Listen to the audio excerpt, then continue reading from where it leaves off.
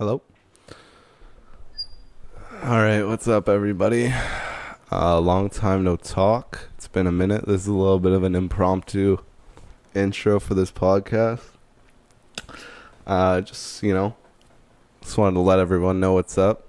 Say hello to all my friends. It's been a long time. I haven't uploaded a podcast in like a month and a half, I think, and then before that, I think it was a month. Yeah, I just wanted to let everyone know that I'm still here. I'm still gonna do this. I'm still pushing hard at it. And it still is something that I'm gonna be doing, and I'm gonna be keep uploading podcasts, and it's gonna be weekly, starting right when I upload this. It's gonna be weekly. But I just wanted to explain why I was gone. It really, I don't know. It's hard for me to put into words. It's tough. It's a tough thing to talk about. But I was going through some trouble over the past couple months, just like mental and emotional trouble, and it was a tough time for me. It's hard to put into words, and it's hard to sit here and explain it by myself without having anyone trying to extract the ideas, and maybe and I definitely will do in the future with someone else just to talk about it. But I went through a little bit of a depressive state, and I was exhausted. I was tired.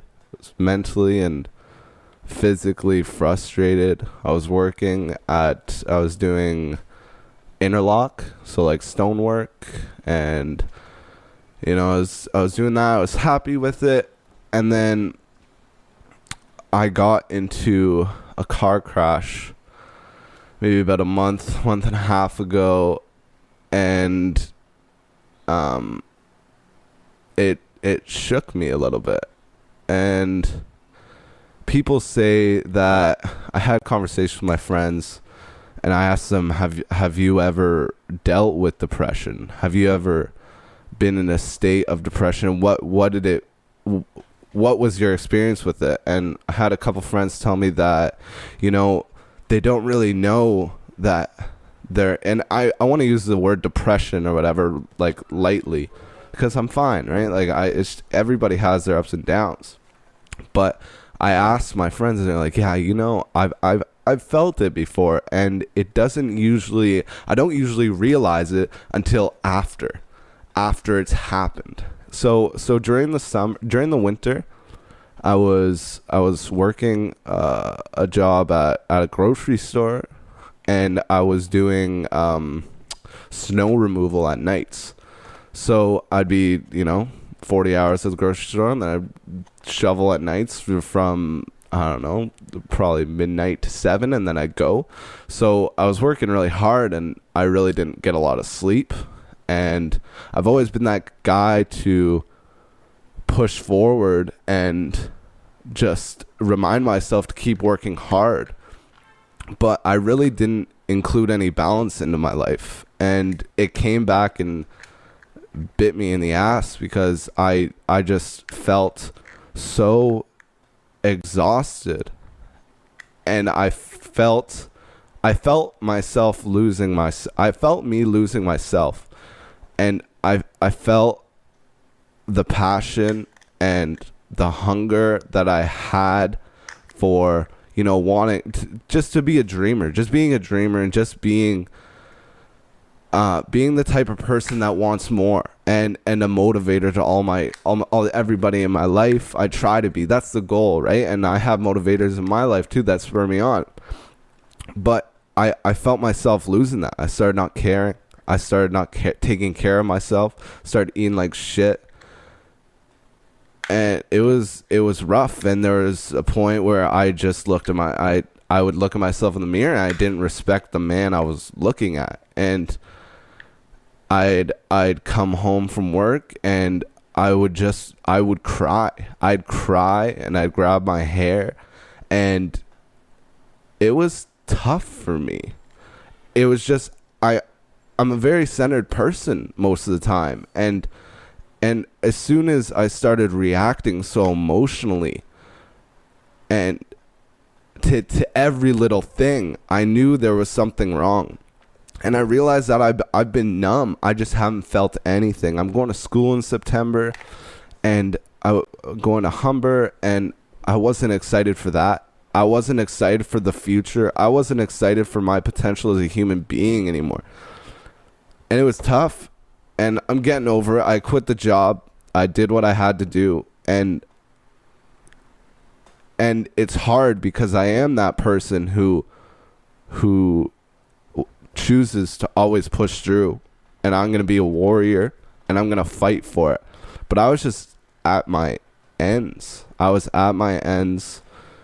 And I broke down pretty much. I had a Kanye West moment. And I don't really know what else to say. That's just me explaining where I've been, hoping to fill the story and making sure that I continue this podcast as a journal, for lack of a better term, because that's really what I want it to be. I want to be able to be totally honest over here. This is what I need. This is what I want my outlet to be. And I need to remind myself to keep doing this because it does help. It does help. I need an outlet. And I just want to thank all my friends and my family who had those conversations with me and who really just had my back. When you're in those states, you forget about everything. You're unwilling to be grateful, whether that's subconscious or conscious. But I didn't care about anything really. There was no need. And yeah, well, I'm rambling on, so I'm gonna end this, and it'll be a podcast at the end of this little ramble here with me and Jacob. It's an old one, and I got like 6 podcasts I need to upload, so I'm gonna upload them really quick. They might even be more than once a week, and I'm gonna get dedicated again. I'm gonna start picking back up my habits, gonna start eating well, gonna start meditating again, gonna start working out, everything that I need in my life to find balance. And yeah, anything else? I just want to say I appreciate my friends again. Kaylin, Jacob, Luke, my mother, my father. Appreciate it a lot. And I'll talk more about it, of course, because it's a pretty monumental moment in my life. I learned a lot. So, and I think that me relaying it hopefully will help other people out to just look at everything that comes your way and have the ability to flip it to a positive. So how can we learn from even the hardest of times in life? And that's just the goal, because these things will happen. The life is a cycle, you're up one day and you're down the next day, and we need to figure that out. And as young, I'm assuming most of the audience is young people. I'm a young person too. But we're figuring it out. We're figuring it out. My brain hasn't fully developed yet, so give me a fucking break. No, I'm just kidding. All right. Yeah, well, I love you all. Love you, Mark. Sorry I've been really ghosting you, but that's what I do. I isolate myself in situations like this, and it's not healthy. And I'm going to be getting back on the wagon. So appreciate you, Tori Ellis. I hope I'm not forgetting any names. Troy, everybody. I appreciate you all. Especially you, Kayla, man. You're I love you, man. You're a legend. All right, well, enough of this. We'll get to the podcast. It's gonna be a couple weeks late. So if you hear anything that's old news, just keep that in mind. All right, peace, homies.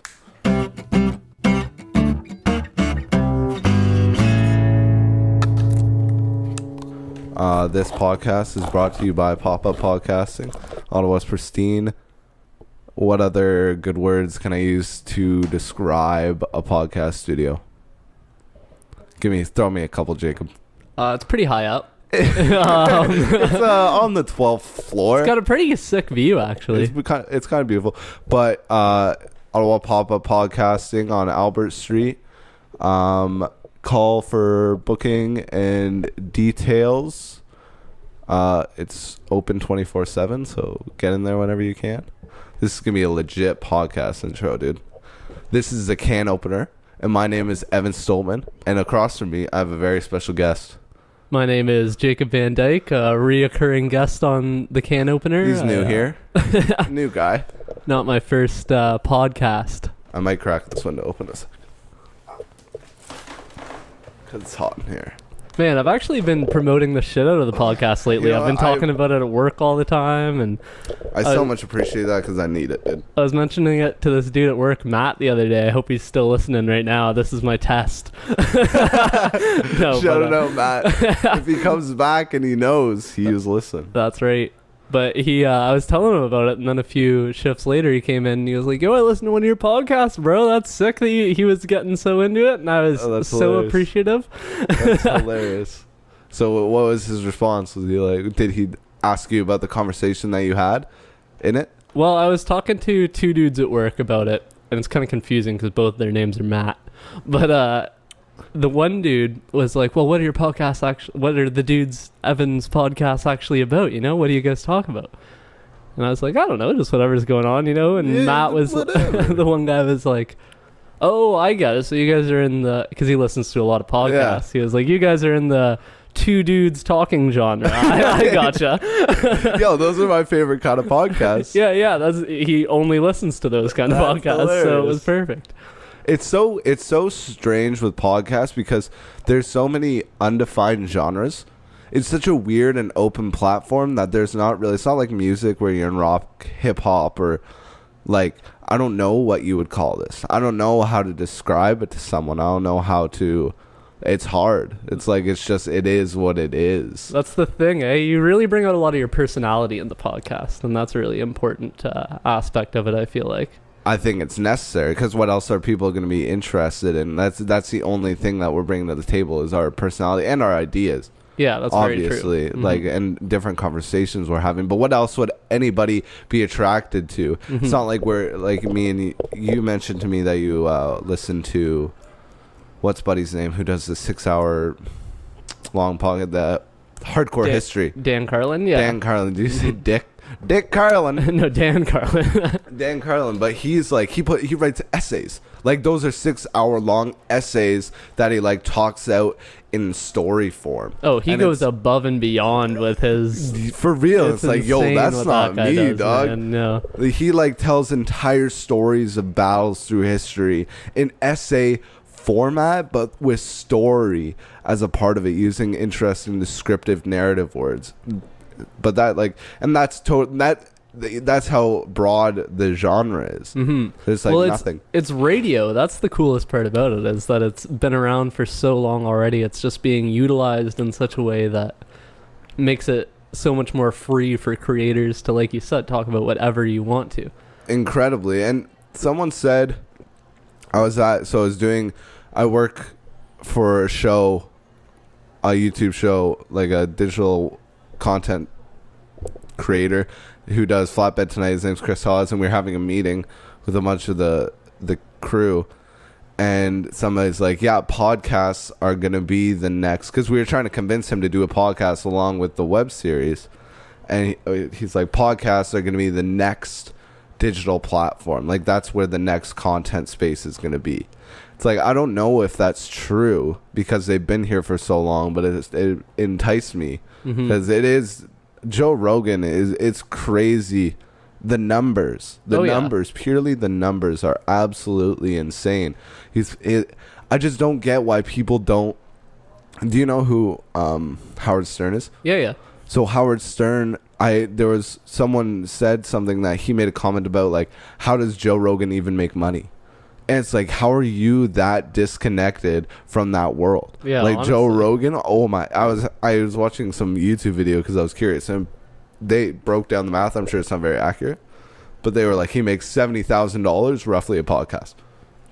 70,000. I believe it though. With actually, that's crazy. With 70,000. 1,100 podcasts or 1,200 or however many he Insane, has. man. But there's so many people watching, and it's like, for ads, like, how much do you pay for a billboard on the side of the highway that however many people drive by? Mm-hmm. But like 5 million plus people download Joe Rogan's podcast every week, and he spills out like 7 minutes of ads. Yeah, there's a before. lot of advertising. He in that. kills it, man. He's getting this. He's a businessman. Don't let him fool you. He is. You know what I mean? You don't make any money from this, eh? No. No. I'm possibly from Spotify eventually. Yeah, that's a big step, eh? We'll see, man. Getting approved to Spotify, even. I'm just thinking about how I can upgrade, how I can make the content better. Which angle? How can I find my voice? Because I think I'm talented. I think I'm skilled at it. I really enjoy it. Whatever this is, I don't exactly know what it is, but there's something there. I just don't know what steps. What are my next steps going to be? I'm thinking about it. I'm not quite sure because who knows what the future entails. Mm-hmm. But I'm curious about how I can make it better, and I'm thinking about it. Yeah. It'll be cool when you move, man. It'll be a different, another chapter to the story you're telling, you know? It definitely will be. It'll be so interesting. I just think about it every time when I think about the podcast. I think about I'm going to be able to look back in 30 years or even in 10 years and be like, and think back to this conversation me and you, or how I've said this so many times on this podcast, but think back to this moment that we're having and think about what kind of person I was. It's like a diary that'll live forever on the internet. Mm-hmm. And it's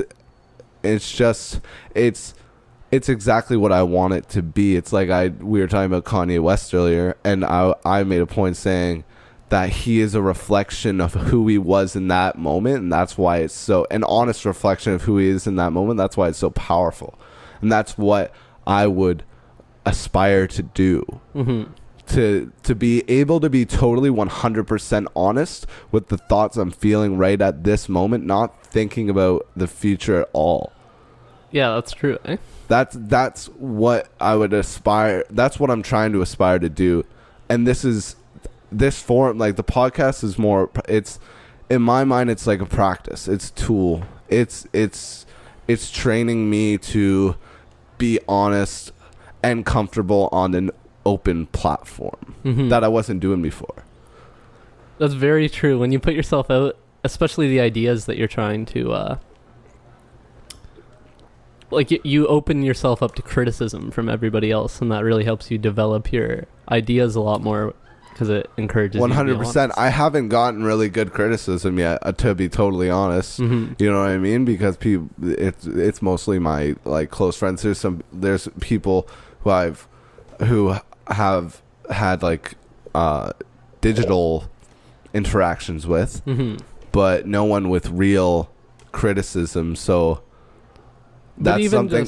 Even just being critical of yourself, like I think there's a lot of people who have a lot of closet views that if they came and they did a podcast and they were like questioned on it, they'd kind of reflect on what they actually think, and they'd be like, holy, I'm, well, they might be holy, or they might say like, holy shit, like this makes me totally rethink everything, or they might choose not to reflect those views purely from a standpoint of, oh, I might get criticized for this. Yeah, that's true. You know what I mean? people are afraid of that. People are afraid of the I genuinely don't give a shit. I hope that is displayed through the content. I really hope so, because I don't want to have to follow. I'm not a total anarchist, and I don't think all rules should be thrown out the window, but I want to push the limit in what I think I can communicate if even just comparing the limit to like what my family would feel like is acceptable to me, you know what I mean? Like, I don't want to have to care what my mom will think about some joke. Even though I love my mom very much, I need to push past that view. Or like, if my grandma would be disappointed that she knows I smoke weed or something, like it's me pushing past that. I'm not sure what point I was getting to. I went on a little bit of a tangent. Just being honest with and that's the goal. That's the goal, and that's what I'm trying to practice. Yeah. And also to be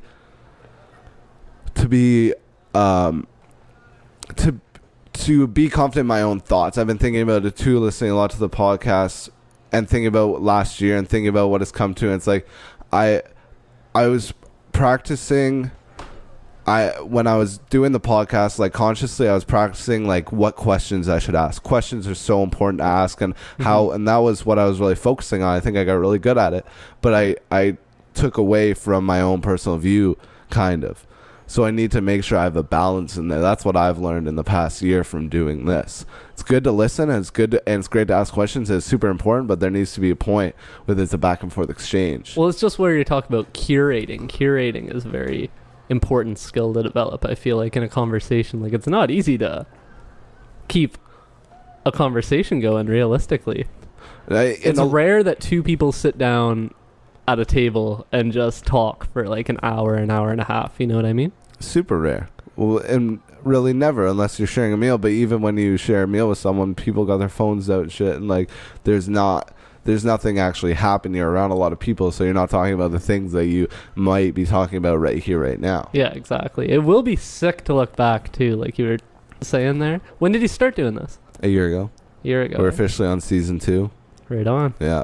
I do think that even just listening to, not looking at, I always refer to it like it's television or something, you know? I say views and I'm talking about I guess it is kind of you looking at something, though, because you lived through that experience. You're looking back on that memory rather than listening to it, you know what I mean? Yeah, that's true. People are listening to it. You're looking back at a memory. But I bet even just listening to the first ones that you did, you'd be like, wow, I was a way different person when I first started doing this, you know what I mean? 100%. I haven't gone back.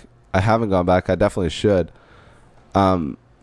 But it definitely it's been transformative. Definitely has. I think about the person I was last year. I'm so much more confident than the person I was last year. Oh, yeah. You feel the strides, especially from 3 years ago when we first came to residence Algonquin. Oh, yeah. So timid. Oh, it's such nuts, a timid person. Like when the change in personality that happened within those few months, within that first year of college, and moving out and experiencing different people and like living on my own structure and fucking eating Reese's peanut butter cups for dinner and shit, like that was transformative times. Oh, so important. There's these kids in my department who at Canadian Tire I work at, and they just had their prom last night.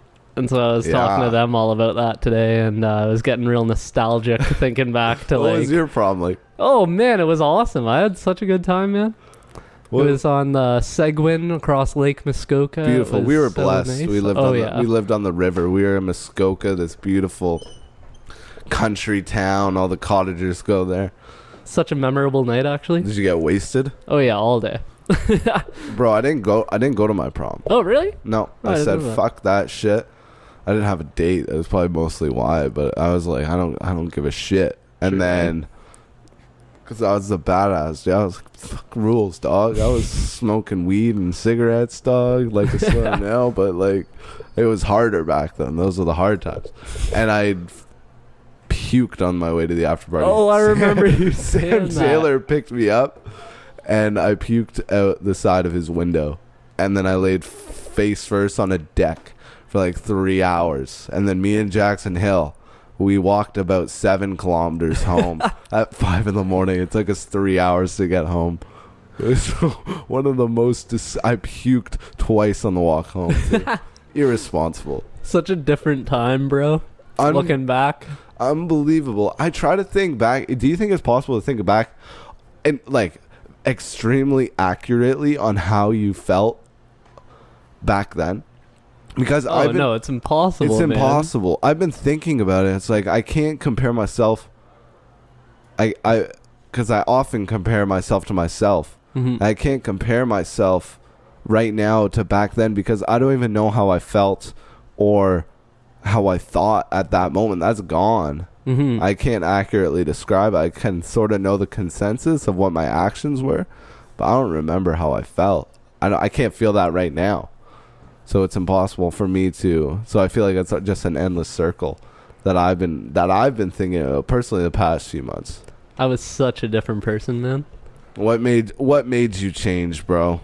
I just cared so much about what other people thought of me when I was in high school, I feel like. I cared so much about trying to, party every weekend, be in like a certain scene that... So that was like a social pressure to be like, okay, go out and party. Like, I need to be there so I can fulfill this image. Oh yeah, I got this fear of missing out hard if I like had to miss something. I definitely feel you. I partied a lot back in the day too, but Muskoka, bro. It was Muskoka, but you were different than I was. I remember we were. That's true. Yeah, it was different back then, but we had such short. There was such short-sightedness. Think about that's one thing I most think about is like looking back on how detrimental every single moment was to your entire life. You're like, holy fuck, I just fucked up my entire life. Like, there's no going back on this. Man, I never think like that. No, back then I got an F in grade 10 math. True, I failed it, bro. It was over for me, dude. That was it. There was no going back. But it was just being super overreactive and not understanding what the future really entails and what you'll learn. Mm-hmm. It's just trippy, man. Trippy people who still live there too, and me and Tori always have this conversation. People are still living the way you said that. It's for real. Why? There's different. It's much different. There's different ecosystems for different people too. Mm-hmm. Like everybody lives a different life. But there's a lot of people who are unhappy in smaller communities that don't make a change because they're afraid. Yeah, 100%. And that's the issue. They don't take the strides to go out and experience the fucking world. This shit's crazy big. Oh yeah. My mom's in Poland right now. That's right, eh? Yeah, she's in Berlin right now. No way. Yeah, I'm gonna do a podcast with her when she gets back. It's gonna be a good one, bro. Super interesting. You know what I'm gonna do? I'm gonna do a podcast with my grandmother. That'd be a good one too. My grandmother who has dementia. That's right, eh? It'll be crazy, man. And she's not super. She's not totally. Yeah, I've met gone. your grandma, I'm pretty sure. Eh? My Oma or my nanny? I think you meant my nanny. Yeah, it might have been. My nanny's doing good, living her best life. But my Oma, she's like early stage, so she's not. But I that's something that's really important to me. And talking about it being a fucking diary. Yeah, like true, eh? Just having her talk, just asking her, oh, what was it like when you're like your first day in Canada when you came here, and like. Mm-hmm. Going back through all those, because that'll be interesting to have in the future. That'll be like that's like real legacy to a certain extent. Oh yeah. You know what I mean? Like, it'll live forever. Yeah, literally, bro. It's trippy. Who knows? Maybe we'll get blown up tomorrow, bro. Is that volcano still going in Hawaii? I haven't heard about that in a little while. Yeah, I haven't been keeping up with it. That's why I'm sure there's news about it every second of the day. But what we were just talking about, like shootings in the U.S. and gun control and all that stuff. What do you think about? I never really put into perspective. What do you think about media companies putting the face of school shooters on broadcasts? Like when they write the headline. Man, I think it's insane how much we make shooters celebrities in the media. Like, It's people are unbelievable. what's that? It's unbelievable. Oh, it's crazy. People talk about like the shooters by first and last name, and they get so into the story of They the have shooter and where they documentaries made man. about them. They have weeks before where they were, what they were doing, what they have you know, popular all their- music inspired by them. It's the craziest shit, bro. They have rallies in the streets about them. There's people out here who crave to be the anti-hero. Don't forget about that. That's a real market. And those people have a loud voice right now. Oh, for real. It's crazy. But I thought about it, and I heard someone talking about it. I think I listened to a podcast, and it's learnt behavior. That's why it's so dangerous. That's why the media shouldn't be doing it, because no one shoots up a school because they just feel like they need to do it. They've seen it before, so they're going to do it. Yeah, that's exactly what it is. And when you see it, the more and more you see it, the more learned that behavior is going to be. Mm-hmm. I definitely agree with that. The more that we show it in the media, the more in your head it is, the more we talk about it, the more somebody who has something clearly very wrong with them to begin with has that thought that, I can this is okay. Yeah. Do you this is how I might get my celebrity. Like, yeah, that's how I think of it. Did you hear about the fucking kid? It's crazy because there's been like 3 since that Florida one. Remember that big Florida one? I do not pay attention to that stuff, to be honest, man. I'm scrolling through Facebook and it's there. And there's been 3 though. Like, there's been 3 big ones since only a few months ago. Mm-hmm. So fucked up. But the one that caused the big like rally with Emma Gonzalez and like that school. Mm-hmm. What were we just talking about? About shootings and Florida. Yeah, girls were sending him like letters, like love letters, in jail. This shooter. This. Yeah, that's wild. Think about how fucked up that is. Yeah. Not only are they celebrity, they're getting like what celebrities would get. Mm-hmm. They're getting fans. They're getting fan mail in jail. That They're is like, wild, bro. it's See, okay. I didn't even know that guy's name. Like, I wouldn't even have. Yeah, I don't know his name. His last name was Cruz, I think. Oh, true. I thought you just said his name there. I don't know. I don't remember. But they're sending him fan mail and shit like, don't worry. We know how you feel. Like, we get it. You're Crazy, alone. bro. Like, yeah, I understand how you feel. Like, don't let the media make you a monster. Like, crazy shit like that. This kid killed, like, I don't know how many kids. 10 kids or something stupid like that with a machine gun. Yeah, that's nuts. Insane. What's wrong with people? Like, why would you ever take time out of your day, like, see someone who killed? And I think that's what makes it such like a easy story to sell and make someone such a celebrity, because it's like, who would ever think like this? And, people just get so involved in the story behind it of like somebody did this in real life. It's just such an interesting conversation about mental health and everything. Like that first song on the new Kanye album, he says, the first song's called I Thought About Killing You Today, and he's like, I thought about killing you, and he's like, I thought about killing myself today, and he's like, but I love myself way more than I love you. And he in that first song, he gives a glimpse into the mind of like a sociopath. He's like, you only kill someone for love, but I thought of killing myself, but I love myself way more than you, so I'm gonna kill you. And there's another line that he said that was really impactful.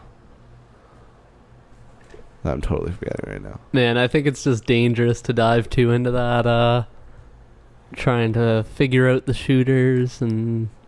What do you mean, like, figure out the shooters? Like, trying to like understand the psychology? what they were thinking when it happened. Well, what do you... That's, like, huge market. Like, women of course. love that shit. Like, CSI... But why are we so attracted to that? Because it's so I don't crazy see, for but, a normal person to think about doing anything like but that. my argument is on the rather. I think that stuff needs to be analyzed more. Really, eh? Yeah, because we need to understand. We need to try to understand where I'm so this. Why though? So that we can help Because prevent. possibly. See, I am kind of under the opinion that there's like 7 billion people in the world and Yeah. 300 million in the States, and that there only has to be like a 0.0001% chance for one of those people to do something crazy in any given day. Yo, me and Bailey and Martin were chilling at my house the other day. We were smoking. We were drinking a beer down at the back area, down in the cut, in the back Elgin there. And some dude, he was coming behind the car. It was like dark. It was like 12:30. He's clearly a homeless dude. And he was walking. And he's like shuffling like a crazy person. You know what I'm saying? He's walking behind the car, and we see him. He looks at us, and he like comes around the car and comes at us, and like comes straight at us, like he was gonna jump us or No like way, attack us. bro. What? And he's like, "Go Washington!" We were like, I was about to do so. He came right at us, and but that goes to your point. Is like you never know what something could happen at that moment. Yeah, literally, man. But also, it's just for pure human curiosity. Mm-hmm. I think if we understand this, we won't only might be able to prevent people from doing it in the future with however we might be able to do that, like psychoanalyzing or figuring out treatments of some sort, but we can also make people who may have mental health issues to not feel so isolated and to feel understood. You know what I mean? Because there's a lot. Some people might get tossed into that mix when they really aren't that. Just purely on the stigma of like let's say you were just like having thoughts of like killing someone or suicide or whatever. I wouldn't say that's too crazy, right?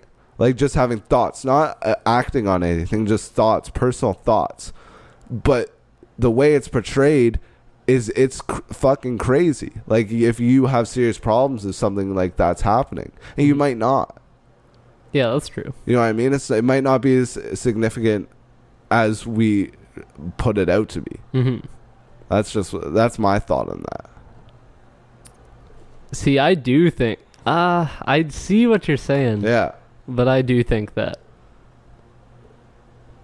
it's, as sad as this sounds, it's almost an unpreventable thing. Like what? Mental health? No, these mass shootings are just gonna happen if we keep celebritizing them so much. Yeah, and it's a bunch of factors that happen in the United States, though, right? Like they have been prevented in Australia. They have, as we can see from history, what so far has been prevented ever since they had their big deadly shooting off that clock tower or whatever. No more guns.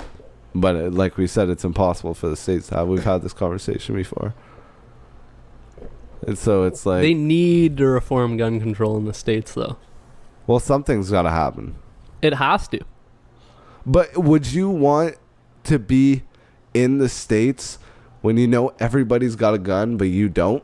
I have a bias, obviously, because I don't have that kind of situation going on, but I feel as though I'd be totally fine with it. I'd be so scared. I'd honestly be scared. But why does a gun make you feel any safer? Because it's a weapon. It's powerful. Yeah, but I don't ever want to have to shoot somebody, and that's the best case scenario. Well, the best case scenario, I guess, is that you don't use it. But the best case scenario is you don't use it, but if it comes to that scenario, you shooting someone is better than you dying. Yeah, but I think there's little instances where a gun would prevent your death. No, that's not true. Think about war.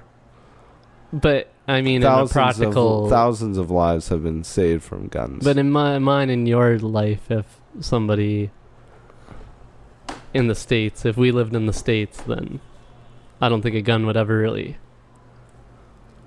Who knows?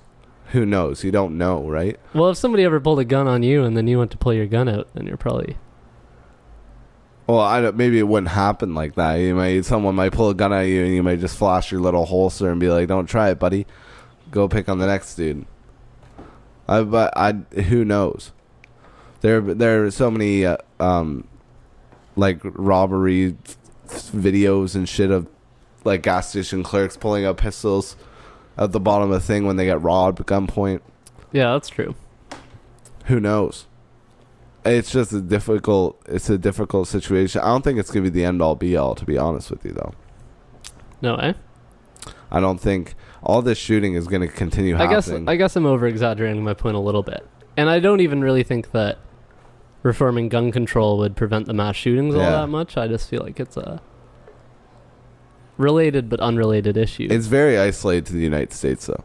Oh, that's what I'm saying, bro. Yeah. I feel like everywhere else in the developed world just looks at the States and it's like you realizes how crazy their gun control is. You guys are fucked. It's just so weird because it's culture.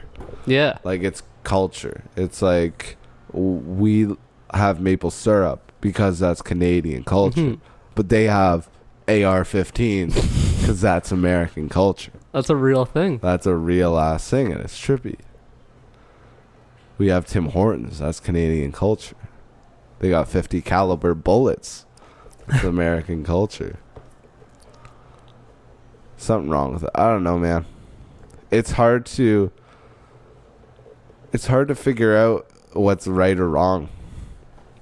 Like, I personally think the smartest man in the room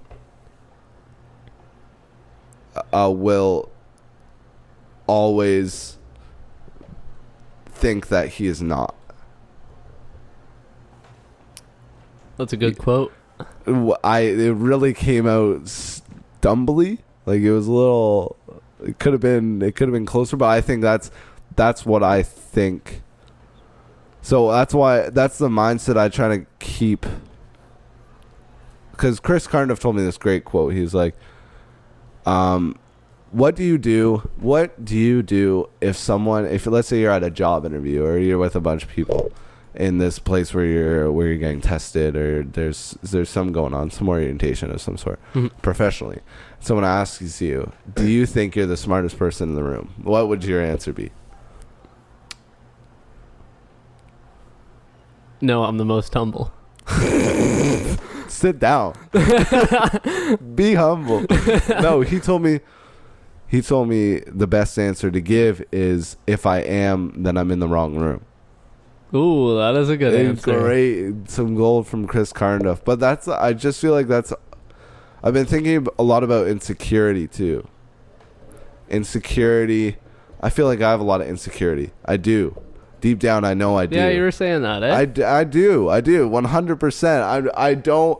It's almost a weird thing because I feel like I try not to have insecurities, but they're there. You know what I mean? I'm not going to lie and say I don't, because I do. And I don't. It's hard for me to explain them. Are you just comparing that to having zero insecurities, though? Because I don't think that's an achievable level to get to. I'm not saying that like it's possible. I'm just noticing the fact that they're there. Okay, I gotcha. You know what I mean? They're there, and I'm not going to ignore them. They're there, but I'm going to try my best to make them not there. Yeah. If that makes sense. But I just feel like the most is, and I've just been thinking more and more that it's so important to have insecurity, because if you don't have insecurity, then how are you ever going to strive to be better at something if you don't think you're shit at it? You know what I mean? Like, holy fuck, I just talked to this girl and that went terribly.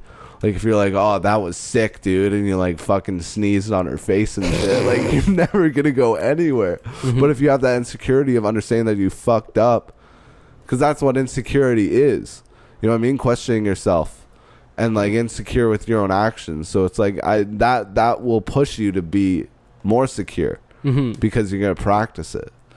But because I've always looked at insecurities as flaws. I totally have for the majority of my life. And I totally used to judge people with insecurity, even though I had them myself. I just wasn't so honest about it. I felt I had less social insecurities than a lot of people, but I still had them, right? And I always tried to, but they're there. And I think they're important now. I think they're positive. Whenever someone's self-critical of themselves, I think that's a positive. Like that's moving in the right direction. Yeah, I see what you're saying. I definitely think it's important never to be too comfortable, to always keep on trying to strive for something more. But I think it's almost more important to be confident in yourself. And especially, maybe I'm just contrasting. How do you be confident, though? What does that mean, though? Because, you know what I mean? Like, what does it mean to be confident? Well, I do feel like in that context that you were saying, you shouldn't second guess a lot of your opinions when it's something that you feel like you know. But and I feel like, what do you know? I know what you mean by that, but there are some certain things that you just know. You think you know. You never know. There really isn't. It's only a reflection of what your experiences have collected to. Yeah, I see what you're saying. I don't think there's perspective that you will have, but you don't know that for fact. I don't think. I don't. That's something I've been. It's hard for me to explain it, but like I've been thinking about. It's been on my mind for a while, the balance between, oh, I know, and no, I need to ask more questions, I need to listen more. But it's not about knowing. It's just about reflecting your own personal opinion in that moment, and then you listening to another opinion come back to you. That's true. That's my personal thought, because I don't know. I won't sit with a person and argue for the sake of arguing. Because I don't know, unless Google knows. then we definitely know. You know what I'm saying? Yeah. Yeah, it's a hard thing, man. It's tough. But what is being confident? Like what is? I just feel like I'm contrasting because there's a lot of contradicting. Yeah, like no, I'm. Because I work with a lot of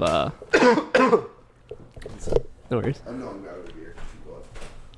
Well, just at work lately, I feel like a lot of the people that I work with, because there's a lot of younger kids obviously at Canadian Tire, and they have been saying things to me lately that it's like, how are you this self-conscious about yourself? This kid asked me today, and he's like, how did he phrase it? He was like, what do you think, like, what do you think I should, like, try to change about myself? You know, like, what do you think is off-putting about... What a great question. And it is... What an incredible... How old is this kid? But where it was coming from was very... Because he always talks about how nobody likes him, and, you know, he doesn't have a lot of friends and whatnot. Yeah. And he's only 18, though. It is a really smart question. And I always comment on how much more aware him and, you know, the younger kids are than I felt when I was that age. Yeah, but see that's where I want to make the discrepancy is between, let me see if I can formulate these thoughts, is between him, his outcome does not mean that his action is wrong. You know what I mean? He's being honest about the fact he doesn't have any friends. The outcome of whatever his actions are does not determine whether that's positive or negative. But knowing this kid, I really don't think he doesn't have any friends. I think he's a perfectly normal kid. He just thinks that nobody likes him, and he has all these problems that he's always talking about, but they're all problems that he's just working up to be way bigger than they really are. It's not anything that he can, even if he could, there's nothing wrong with him. he sees that though, right? What do you tell him? I think he's just always striving to change, and that's good, but he's very uncomfortable with who he is. And there's a balance that needs to be made. I don't think you are who you are. I think you are who you want to be. I even like that that concept of be who you are, because who are you? You are whoever you make yourself to be. You're obviously a compilation of like past experiences and DNA and stuff, but that doesn't limit your will of change. You know what I mean? And I think I don't know this kid, and obviously there's like a balance that needs to be made. You can't be super extremely like you can't even function in society. That's how insecure you are. That's when it gets dangerous. But if you're always there, it's way less of a problem, I think, if you're insecure than rather if you are overly secure. Always, in any aspect, I personally think. And I definitely was that way too. I probably just didn't express it. And I look at kids like that, saying him being honest about having no friends, if he really doesn't. Think about, if I was 18 and I had no friends, I would have kept that shit to myself, dog. Yeah, Are you kidding me, bro? I wouldn't have told anyone. I would have been like, I'm a fucking loser. I wouldn't have expressed that to anyone. But that's what I'm saying. Unless I was crying on ecstasy with Sam Taylor. Like, that's the only time I'd reveal that kind of information.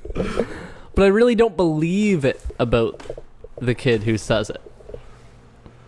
Okay, yeah, well then... Like, I feel like he's just working that up in his head to be that nobody likes him. But in reality, he's fine.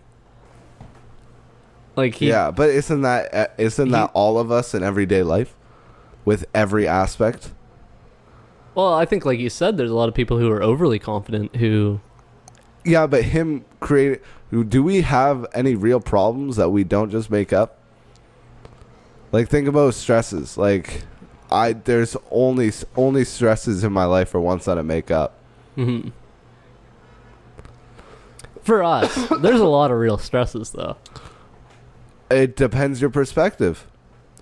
If you go to Africa, they're in some of the most poorest third world places in the world. Like the most unfortunate from our perspective. And they're the happiest people in the world, right? They don't have... who knows? I think stresses are probably majority mental rather than physical, unless you're being physically tortured. I think it's totally but I mean, we're healthy. Things. We have... reasonable... But even if you are sick, you don't have to be stressed about it. I don't think that's automatic. You might be. But I don't think it automatically comes with the territory. I think you choose. I agree, but we have reasonable expectations that we're going to live well in the near future and beyond that. And I didn't even fucking think about that. But you subconsciously know that you're going to be fine. I'm grateful for what I have, therefore I don't worry about what I don't have. That's why I'm fine. I'm not thinking that I'll be fine 20 years from now or 10 years from now or even... Like, I'm fine right now. And I'm not trying to play the pessimistic view. I think of myself as an optimist, too. But there's definitely real problems, real stresses. And I'm not saying it's not real. But I think it's a mental infliction is real. Like, that's real stuff. But I think it just going back to the kid. It's like this kid is making up all these problems. It's like I make up all these problems too.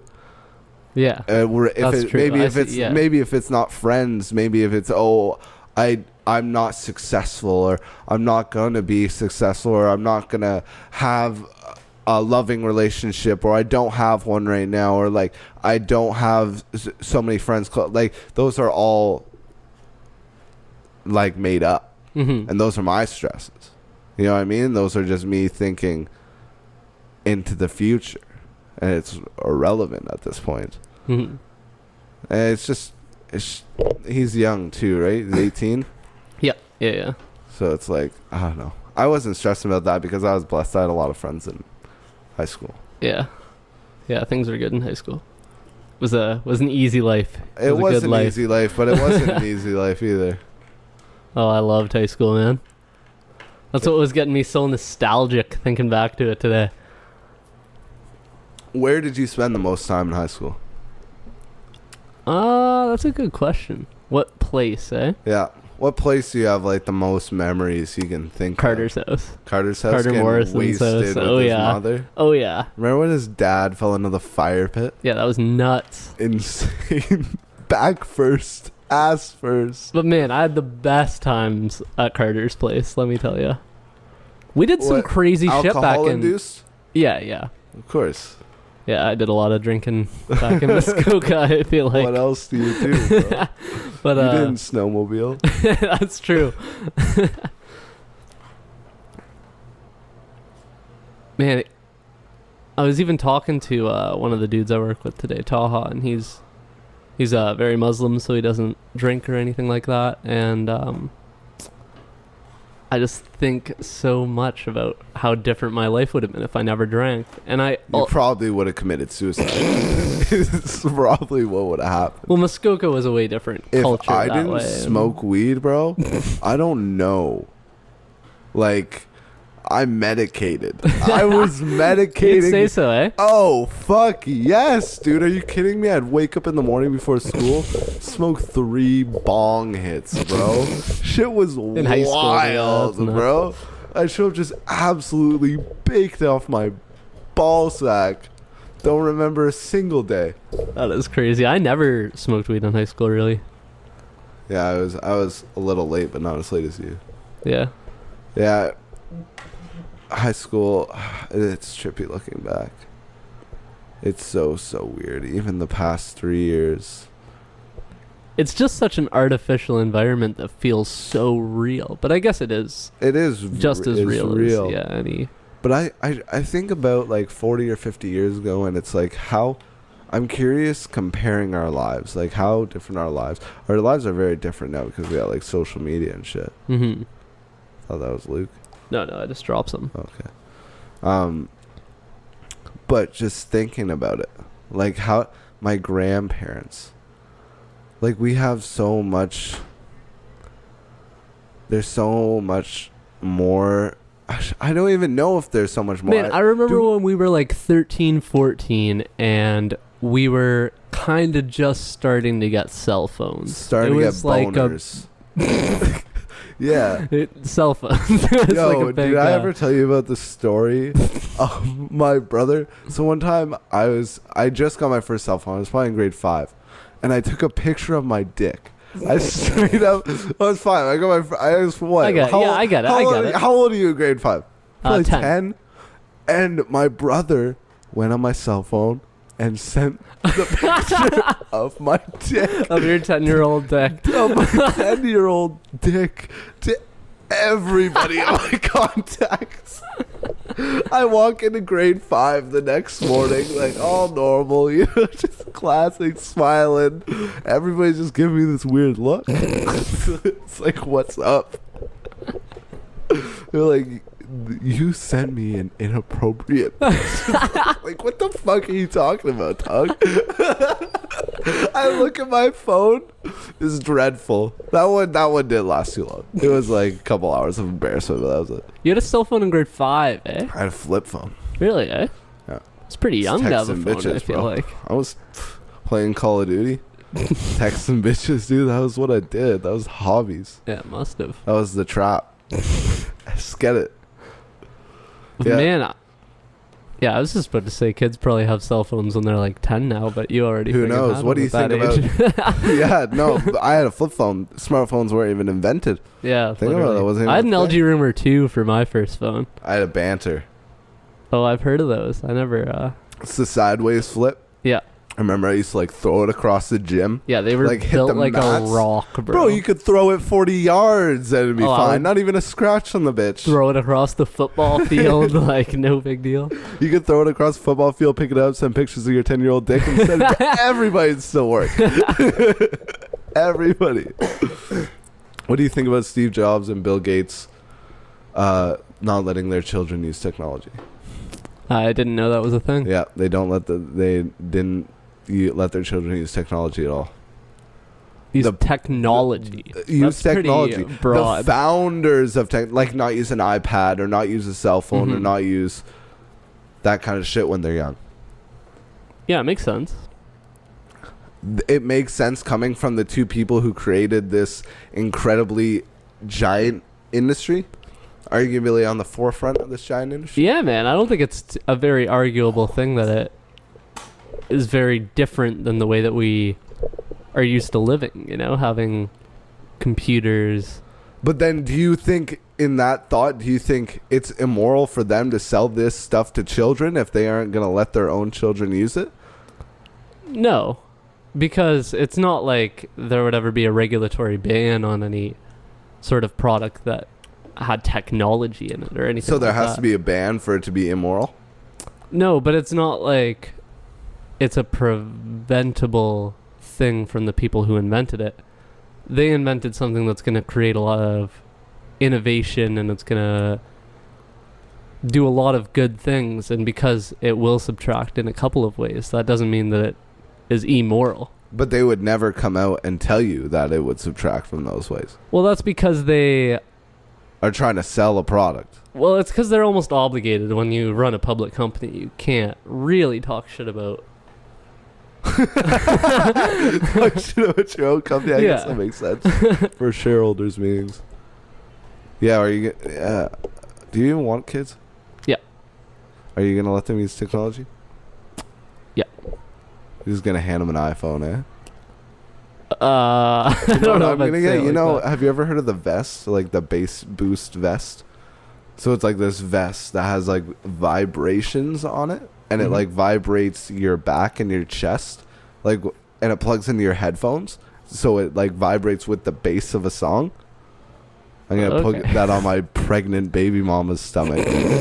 Just blast the shit out of Just Kanye desensitize West. them to technology, and yeah, it's probably the best idea I've Fist heard all pumping day. in the womb, bro.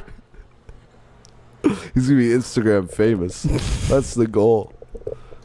I need to have more conversations with my parents about how they about their. I just feel like I need to have more conversations with more people who have lived this part of their life before. Mm-hmm. That's my thought, and get thoughts and their actions and what mistakes they made, because it's just a weird time. It's a weird time in our lives where there's still so much. We're breaking into something new. There's still so much, for lack of a better term, insecurity within the future, but there's still so much opportunity and what word am I looking for? Opportunity and promise, and what's the other word? Like opportunity. Good things. Good. I think good you've things. I think you've given enough Yeah. synonyms. I feel like I just need to have more of those conversations. Hopefully we'll have them on the Can Opener. Then you get on it. No, I feel you. I feel like even when I'm talking to my mom often, I talk about myself more than anything. She doesn't talk about herself a lot. Oh, really? Should ask her more questions, yeah. I think my mom always talks about herself. Oh, really? Often asks me questions. She doesn't really She honestly doesn't ask me a lot of questions because I really don't give her a lot of information. to be totally honest with you, like I mean I do, but like I don't. Mm-hmm. I keep a lot of. I don't say a lot of. I do because I talk a lot, Mm-hmm. but like there's things that I don't talk to anyone about. You know what I mean? Like there's shit, so I don't. My mom, yeah, she talks. But What do you mean? What are you thinking of when you think of the shit that you? I'm not gonna say it here, bro. Yeah, of course. But like just like anybody, you know what I mean? Like, and okay, it's, I see. Yeah. and it's not even. I'm not even sure if I have like a visual of, like, you know what I mean? I'm not even sure if I can express. You don't how have anything. Yeah. Like there, I don't Nothing know. comes to mind. No, I don't yeah. know. But yeah, my mom. But my mom's also gone through an interesting journey in the past year and a bit. Yeah, that's true. Eh? Yeah, it's been a transition. So that's been just an interesting. It'll be a good podcast. I'm looking forward to hearing her story. It will be an interesting podcast. I'm curious about how it'll go. What's her name? Jennifer. You think Jennifer listens to all of them? No, she definitely doesn't. No way. I told her not to. Probably for the best. You just, you know, you might get like some, maybe like one or two moments where you're like, oh, I'm kind of proud of Evan for saying that. But then you'll get probably 75 other moments where you'll get like, wow, my son's a real piece of shit.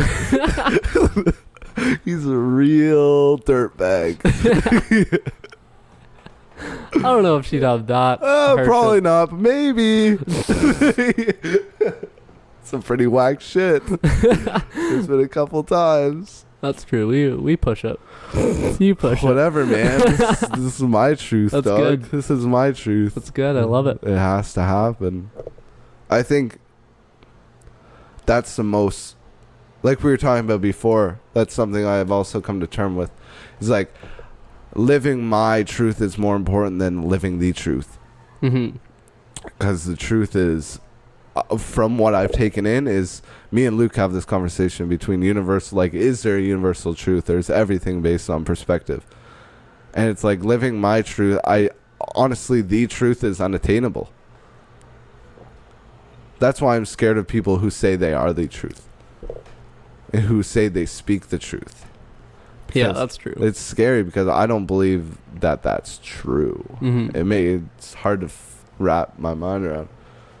It's a big ass. It's like a mosquito eater. Yeah, we live in the ghetto, dog. We don't have screens on the windows. We hurting out here. Yeah, you got an unreal place here, man. We living in squalor, dog. Right downtown Elgin. No, it's beautiful. I really live above my means, but it's fine. I'm privileged, dude. I live in Canada. Dude, you're a tradesman, man. I'm a tradesman. I'm paying for my bills, dog. Yeah, what time we got here? We got an hour. Hour? You want to quit it? You want to do some crazy shit tonight, bro? Yeah, we're gonna hit the streets. Yeah, It's already 11:05. that's what I'm saying. Let's get it, bro. Late. Okay. Anything else you want to say here, Jacob, before you sign out? Nope. I'll be talking to the world again some other time. You need to come up with your own little ideas here, Jacob. I know. I gotta start spitballing more. Throw some darts at the dartboard. That's it. Have a good night. Take care, Peace. everybody. Peace. Peace. 2, 1. It's the can opener, ladies and gentlemen. Ladies and gentlemen. Jesus Christ, I fucked up. We gotta go for number 11. Number 11 intro. Yeah, we gotta crack it. We got 11 full beers beside us trying to do the intro over and over. No, just kidding. We're not redoing it because we only have 2 beers here, Jacob. That's right. Are you not gonna play the intro? No, well, I'll do it post. Oh, that's how you do it nowadays, eh? Well, it's just easier. Let's just get started. You know what I'm saying? Let's do it. You were chilling there for a second. I was chilling here for a second. Anyways, welcome to the camo. Holy, I can't speak, dude. Welcome This is gonna be a good one. This is gonna be a good one. Welcome to the can opener. I'm Evan Stolpmann, and in front of me, very special guest today. I like looking deep into your eyes when I say that. Jacob Van Dyke. Jinx. Here for the probably 10th time. Probably 10th time. I don't know how many times it's been. Yeah, I don't know either. It's been You just should have counted. It's been a couple. a couple. Do you feel like a seasoned podcast veteran? It feels it's gets more natural every time, you know? Like, I noticed the first time I stopped, like, feeling, like, jittery before. Like, you know what I mean? Before I felt like, before when I was doing them, the first few episodes, and I even recorded a lot of episodes before I even started putting them online.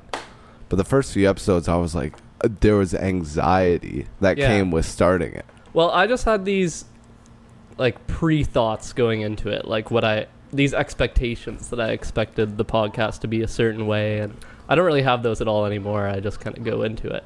Feeling very comfortable. What kind of expectations would you have, though?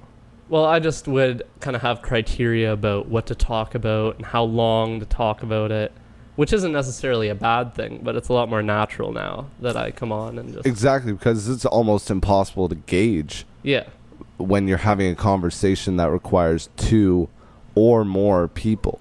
Yeah, exactly. Because all the responses are varied in time, so you can't really gauge that. Mm-hmm. What's your favorite number of guests to have on a podcast? Favorite number of guests? I like one. Yeah. Like, one's cool, one's interesting, and so those are some of my favorite conversations. But, like, 4, like, group therapy, when we all had 4 of it, that's fun because you get into weird topics, and then everyone has an opinion on a topic, so it's 4 different perspectives at one point, which is kind of trippy. Can get hectic, especially if you're drinking beers. You know what I'm saying? When me, you, Jake, and Kaylin all did a podcast together, I thought that went way better than I thought it was going to go going into it. Oh, yeah, that one was hilarious. I thought it went really well because I thought we were going to be talking over each other a lot, and it would be hard with 4 people there trying to, like... No, it's different, too, though, because when you have people... Like, Kaylin's done podcasts, but Jake hasn't done a podcast. And when you have people who... like, aren't used to the feeling of having, like, headphones on and, like, staring at a mic the whole time, it gets, like, people get reserved. That's true. You don't want to just go off exactly. And talk, You're like waiting for your turn almost. Yeah, that's true. So it's kind of just the atmosphere that keeps people in check. I find for people who haven't done them often. That's where I feel like doing the podcast have almost improved my conversations outside of doing podcasts. You know, I find I listen more and I talk a little bit less. I don't know. It's more balanced? More balanced, yeah. See, I feel the same way, and I also feel like I look at myself very transparent, too, because of it. Like, more than I was before doing it. Yeah, because for sure. My one goal is just to be totally honest. Mm-hmm. Like, that's the entire goal of... what's going on right here. This is like the self-reflection point. Mm-hmm. So it's made myself more apparent of the faults I do have. And man, I think if you go into it with that attitude, that's the best attitude you can have, because then you're, like you said, you're kind of more self-critical of yourself. If you're actually...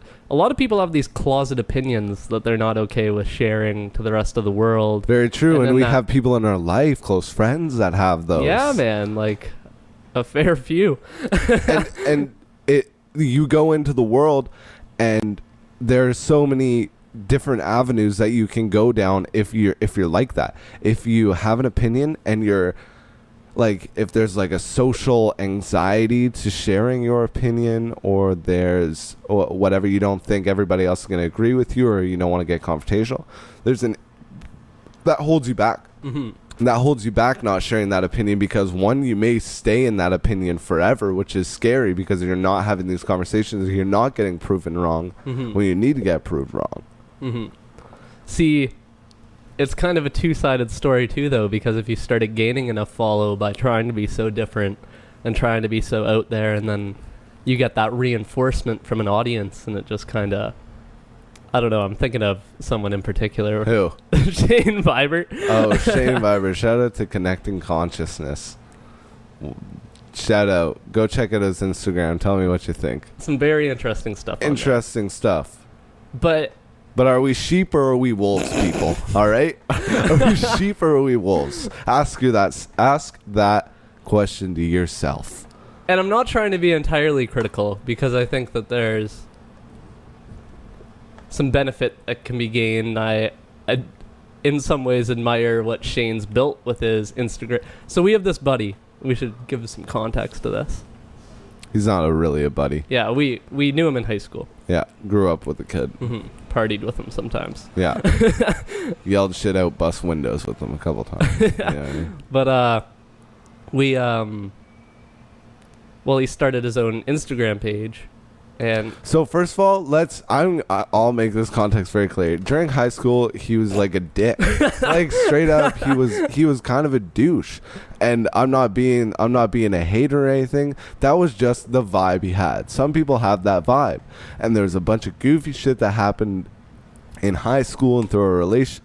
I didn't really have a relationship with the guy. I knew the guy because I worked with him, and we fucking both worked at McDonald's, and but he was a bit of a douchebag. I think the majority of people would agree, and I think if him looking back, reflecting on his own actions, I'm sure he'd agree. Or I don't think he'd disagree. Yeah, that's what I'm saying. Or he'd probably be lying.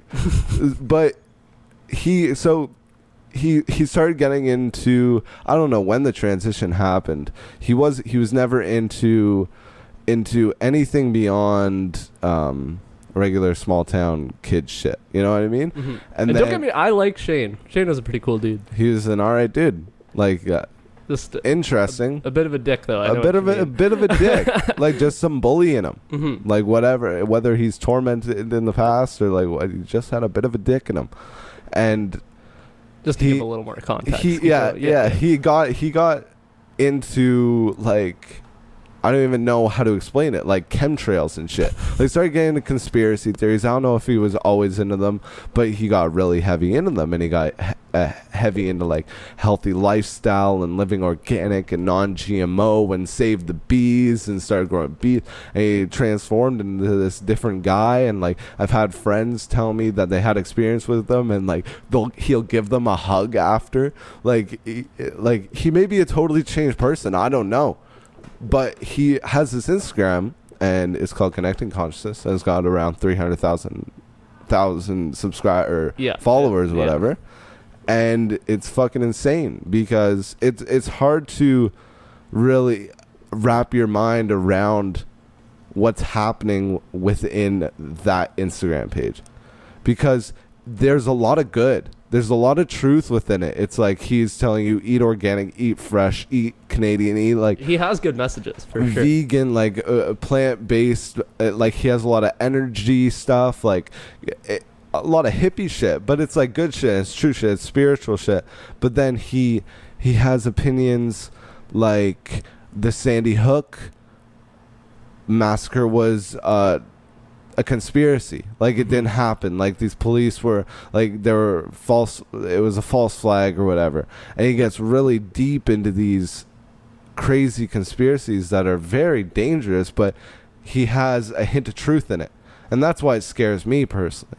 He just got retweeted by Chris Brown, who has like 40 million. Literally like, 42 Instagram. million, I think. So like it's just scary because Chris Brown posted something that he posted that maybe he thought it was true. And it probably was true. I think it was Shane giving recognition for an artist paying attention to like whatever. It was Shane shouting out Chris Brown.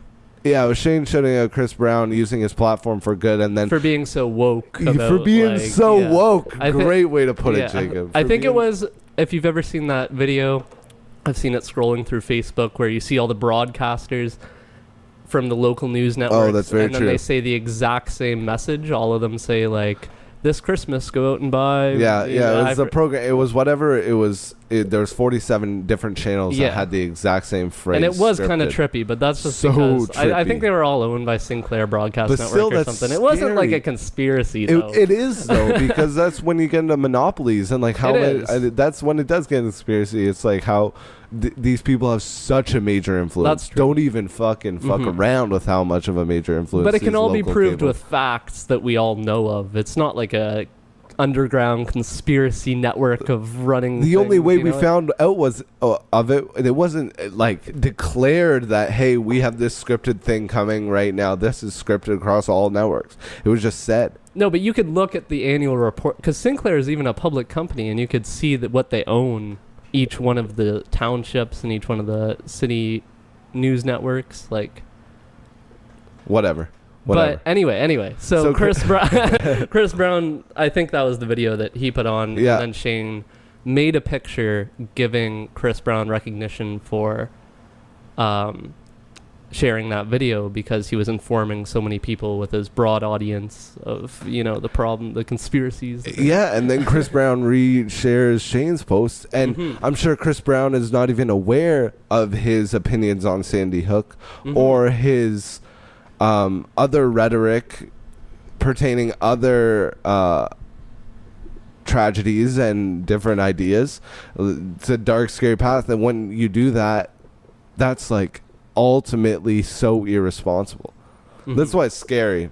And it's like, I know Shane Viber. I know we grew up with the guy. Yeah. He's not all pixies and angels. And that's why it's so crazy to see like the comments on his Instagram pictures of people getting so behind what this guy seems to have sourced so much information from and seems to have put so much into. But we know that, I mean, maybe in some cases he has, but it's very cult-like. Yeah, it's very it's and on the description, the real he has like all facts, nothing fictional here, and like a whole bunch of, like Evan was saying, stuff that I'm sure, like health stuff that I'm sure he's looked into and could be beneficial, but there's a lot about like 9/11 conspiracies and everything. You know what's crazy though that I just thought about? So at work, I do interlock and landscaping, and at work, the boss is a small team, and the boss hires a guy to do leadership training. And he comes around, his name's Mark, and he just fucking talks, and he's just like a middleman because our boss is a little awkward, and like he knows that he can't do that job, so he has to hire someone because he knows how important it is to keep the. And he was talking about, he's like, I don't know if there's ever been a time in society where we need leaders more. And that's why that just made me think about Shane. And it's like, these motherfuckers are following him so hard because he's acting like a leader. Yeah, he's true, right? acting like a leader, and he may be one. But to which direction is he being led? That's why I feel such a responsibility, and I feel like you probably feel the same responsibility to be a leader, like to lead people in hopefully the right direction, and continuously be doing that. Exactly. And that's why I brought it up in the first place, because I was going on about the podcast being a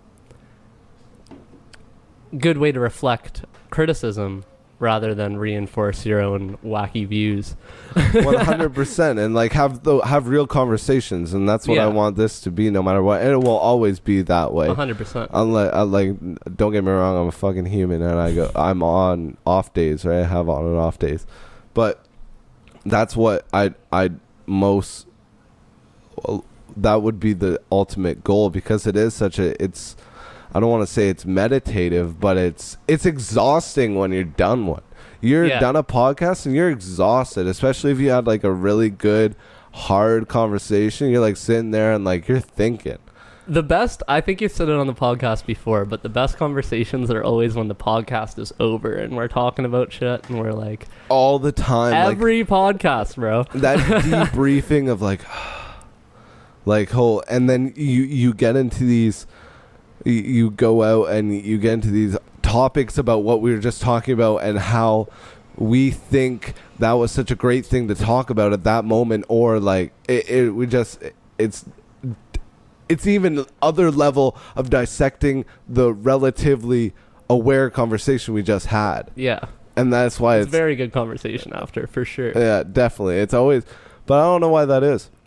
There is a bit of...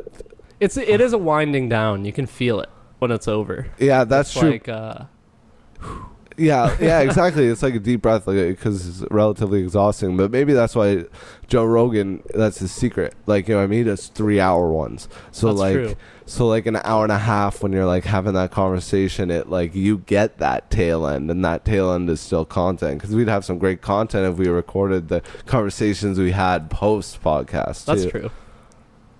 Who knows? I don't know. Some of my favorite ones lately, though, I've been super into all the NPR podcasts. Yeah. I don't even know what NPR stands for. National... I don't know. National Public Radio. I don't. Yeah, that is what it is. Okay. Yeah. But theirs are all around 20 to 40 minutes long. Some of them are even 10. The Indicator, they're all. But they have like 10 minutes. storylines, right? Like They're all scripted? edited and stuff. Yeah, They're scripted though, right?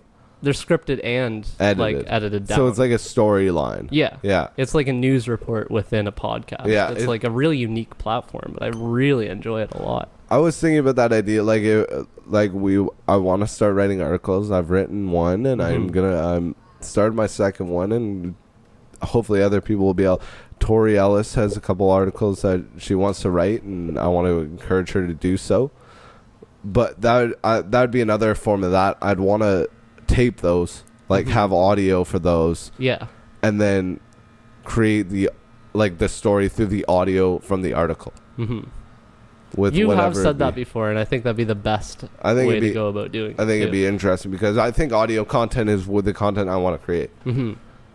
No matter what, because Joe Rogan puts it all the time. It's like that's the missing time that people have. Like when they're in the car or when they're commuting or when that's the missing time. That's the gap you can fill. On my walk to and from work, that's when I always listen to podcasts. Listen to music or whatever content you want to choose to fill that moment. Mm-hmm. And usually it's podcasts. Like I love music. I love music so much. Like I can't even explain it. But sometimes I find podcasts more engaging. Mm-hmm. Like I feel like I want to listen to that because I'm going to be totally engaged within this moment. I'm just listening to songs that I've listened to before.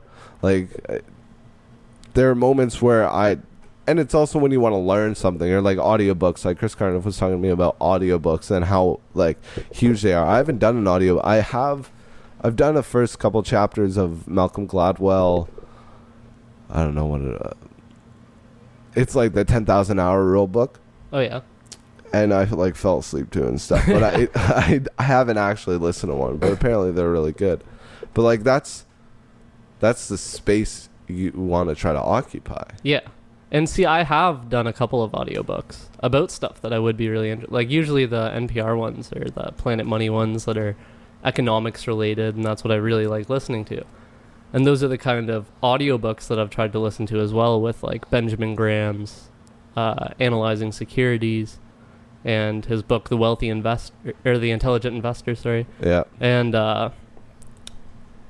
I don't know, I just couldn't get super into the audiobook. And those are kind of books that you would probably get a lot more value out of actually reading and being able to reread over certain sentences and stuff. But yeah, that's true. I just love the platform of podcasts. I find it so much. It is an audiobook in a way. It is totally an audiobook. It's so different than an audiobook. It's an audio freestyle. Yeah. Well, it depends how you do it too, right? Mm-hmm. Like what we do is totally an audio freestyle. Yeah, 100%. 100% is an audio. And freestyle. I really like this platform sometimes too, like with Joe Rogan, or I love listening to the Can Opener Network, obviously. Go on. But I do really enjoy the edited platform of like NPR's, like very similar to an audiobook. It's different, and New York Times has the same. Oh, that's right. Yeah. But that's why it's so diverse. Mm-hmm. Podcasts, they haven't even figured out how to genre it, because it's like it's so new that, and there's so many ways, because it's only audio, and there's so many ways to manipulate the audio and that story form, because it's like reading. Yeah. You know what I mean? You can have infinite number of books, and they could all be, even if you did the same podcast, same exact words, it would be a totally different story with someone else inflicting those words. Mm-hmm. You know what I mean? So there's so many ways to bend audio to make it a different perspective. Mm-hmm. So it's like hard to genre.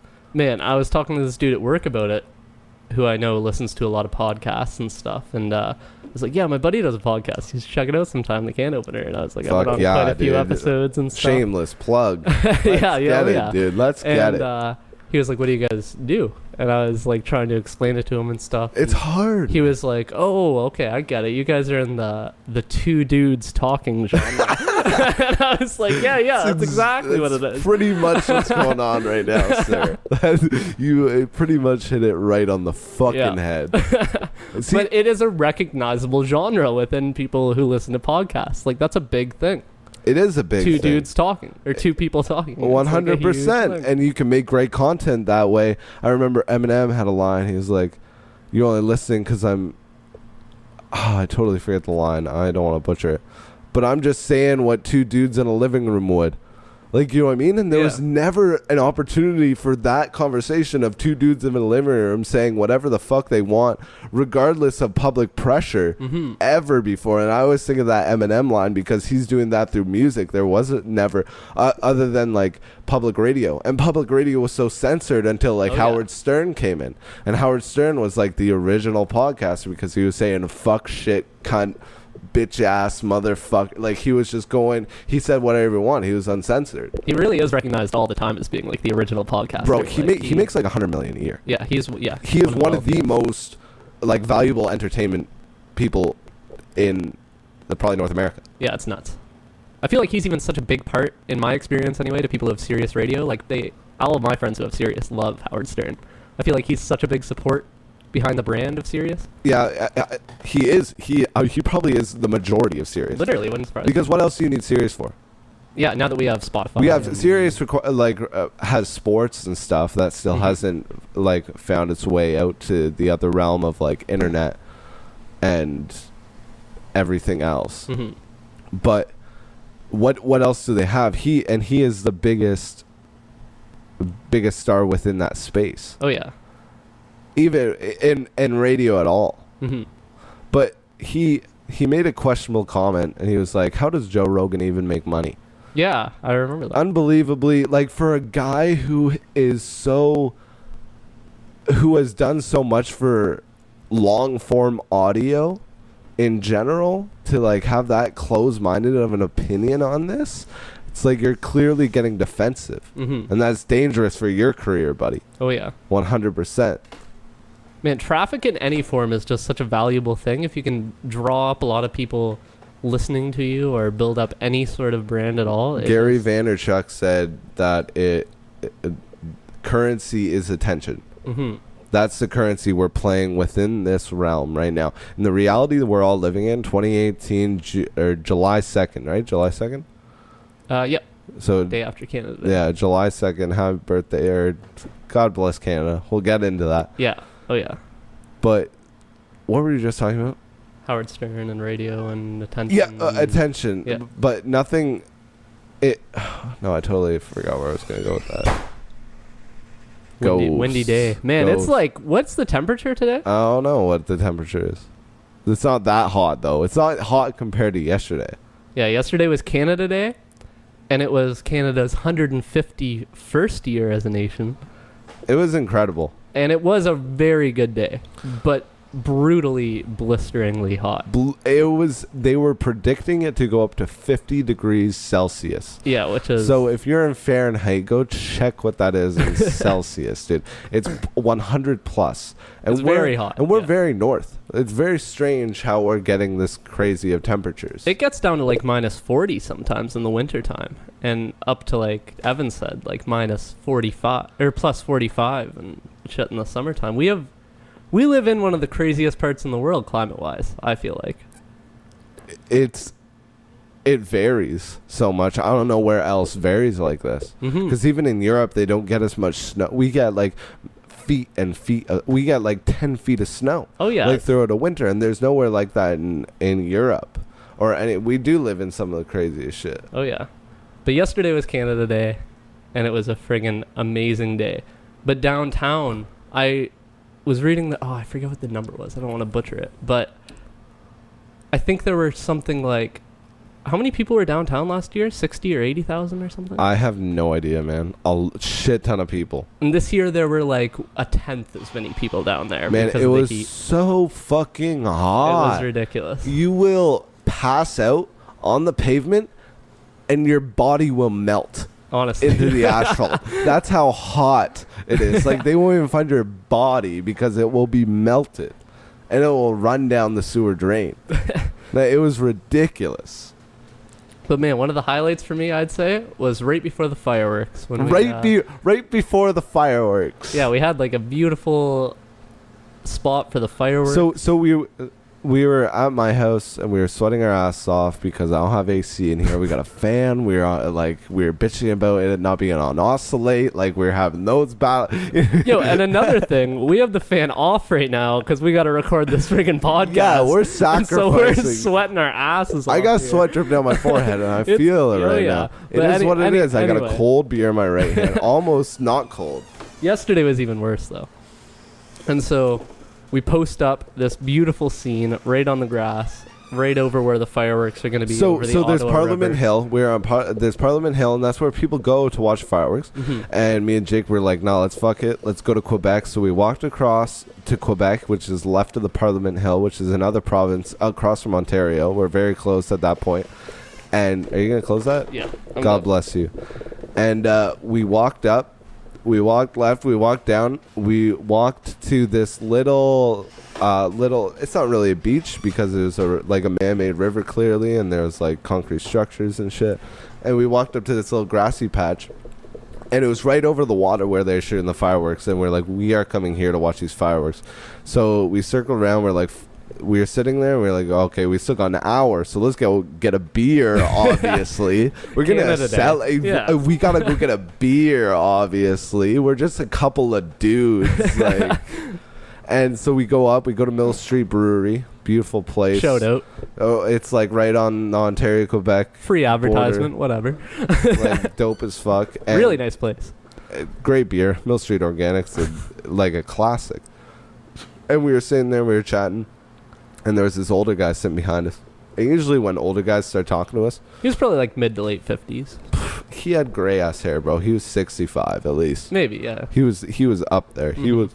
My mom is mid 50s. She does not look anything like. Yeah, you're right. He was an older dude. Yeah, he was an old dude. John. And usually when old dudes start talking to you and just like random. He looked over at us and he was just sitting by himself with a beer and he's like, "You getting drunk before the fireworks?" It was kind of like, who the fuck is this guy?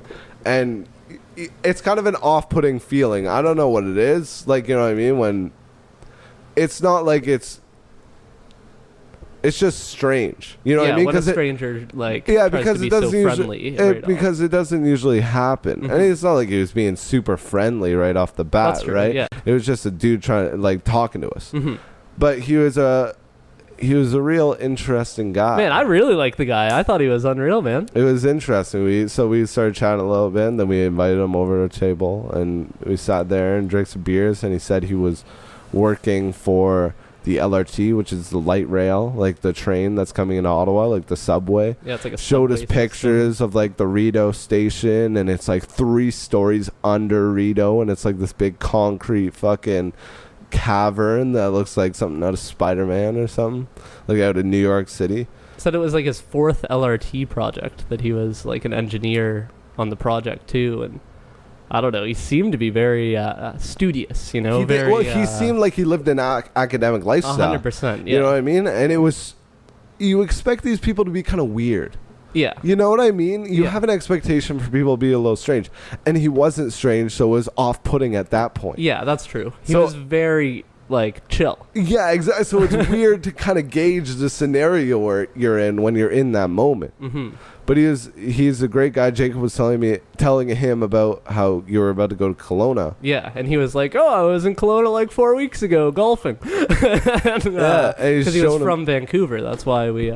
He was from Ottawa, but he moved to Vancouver, Mm-hmm. and he was telling Jacob about fucking Kelowna being beautiful, and then he gave Jacob a business card. We were just chatting. Yeah. He gave Jacob a business card, and he kissed his ear and then no, whispered. He didn't do that. And then he whispered in it. He did If you not. ever want to see me for a weekend, give me a call. No, but he did. He very much. He didn't do that, but pretty much. I didn't find it to be in a weird way at all. No. But he. But he did, I guess, invite me. Like, oh yeah, to suck some dick. No, that's not at all what it was. But if I was ever in the Vancouver area, he's like, if you ever need a place to stay, you can feel free to call me up, you know, friggin' stay with me. Super friendly dude. Super friendly dude. It was just hilarious. It's kind of weird moment. Bought us our beers. He bought us our beers, but it's only weird because it's so unusual. I know, right? That's why I asked him the question. I was like, why do you live your life with your hand out? Like, why do you choose to help people? Mm-hmm. And because it's strange. You don't. He was very, very flattering too, to like our. He was. You know, however you want to phrase it, our maturity or whatever. He was very. He flattering. Yeah, exactly. He was flattering. But he made sure to let us know that. Yeah. Because I think he understands that you need to be aware of that. Yeah. You know what I mean? 100%. He was telling. He was giving us compliments on our people skills and our just being able to be personable within that situation. And I think when older people do that, they really mean it because they know. No, exactly. They really mean it. They know that you need to understand that before you do through like action. You know what I mean? Super encouraging hearing it. It was a nice conversation with a stranger, with a fellow Canadian, and we were, on Canada Day. Exactly. And it was a nice moment that I'll definitely remember. Mm-hmm. Nice guy too. Oh yeah. Just the whole day was really good. But he definitely hit on you a little. Shut up, bro. You're making them sound totally, like something totally completely kidding. different than what it was. I don't want to butcher his name. Yeah, totally kidding. Yeah, John from LRT is going to call you up and be like, hey, this is slander, bro. Leaves a message, leaves a comment. The fuck? His username's John from LRT. But then after that, we went to the fireworks. Yeah, I'm sweating too, bro. I feel it wiping down my nose. So hot. Holy. Okay, we'll take it. You want to take a break right now, and then we'll get back into the what time are we at right now? We're at 30 minutes, bro. We're gonna take a break. Okay, yeah. We gotta take a break. We got it, because I'm sweating. Okay, we'll be right back. Nice little storm. And we're back, and I'm leaving the window open to get. Are you gonna leave the fan on? No, I'm gonna turn the fan off, but I'm gonna leave the window open for a little atmosphere, because we got some. I think the window was open before too. No, it wasn't. Oh, true. We got some cool lightning going on in the background. Cool little storm here. Post Canada Day celebration.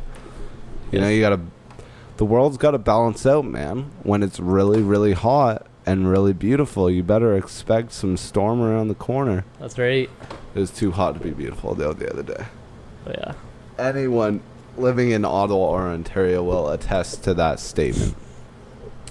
But anyway, we were talking about just after the beer with the dude on Canada Day. That's right. That's where we left off. That's where we left off. It's been a while. Me and Jacob for a break, bro. Yeah, we had a pizza. What time is it now? It's like 3:30, bro. 3:30. Yeah, okay. we took a break. That was a break and a half. It was friggin' hot. It's friggin' hot. We just went and stood out in the rain because it was pouring rain and we wanted to cool off. We had to. Like, necessary.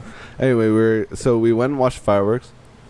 And what an interesting moment of celebration. They have fireworks everywhere. Think about that. Yeah, I know, eh? Fireworks happen everywhere in celebration. That's like, and they're so weird. They are so weird. It's just lights in the sky that we just. But think about how amazed we're just watching a lightning storm. Think about how amazed we are with lightning. That's true, but that's even way more amazing. Yeah, most certainly, but not back in the day. Remember, like, fireworks were a new thing. Like, that's true. Like, that shit's amazing. Pyrotechnics. Bro, is you pretty can amazing. throw sparks in the air and create blasts of different colors, but it's a great moment of celebration. It's a prideful moment. I don't even know if pride is the right word, but you become grateful. Like, we were sitting watching fireworks, and there's a small group of people around us. And there's this guy who just yelled randomly in the back. He's like, "Who's happy to be alive?" And everybody was like, "Yeah!" But like such a genuine, real moment. Yeah, of like, it really was. Of just celebration. Mm-hmm. It was just such an interesting.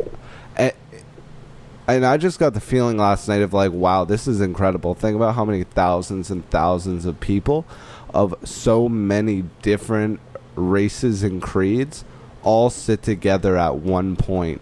Yeah, we saw some neat stuff, man. There's this dude like right by a couple of cops too, who on any other day would have like pulled him over for being hanging out the window, like yelling shit out the window. But because it was Canada Day and he was yelling all this shit about The streets were flooded Yeah, he was yelling about how proud he was to be Canadian with people, and stuff. not water.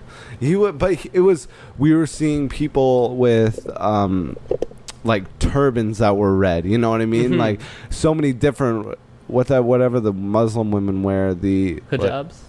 not even a hijab. I don't know if I saw a hijab, but like the Of robe. course we saw people with hijabs. I know, but I don't know if it was Canadian. I didn't see one in Sure, Canada. yeah. But like True, the robe. Yeah. But like there's Yeah. just so many different cultures that represent Canada as home. It's such an Mhm. interesting time to reflect on that. It's like we are so rare in that way.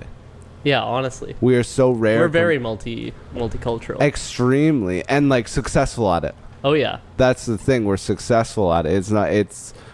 It works. It works in our country. Less hate than a lot of other places. for Unbelievable. But like Jacob was saying about the guy hanging out the car of the window.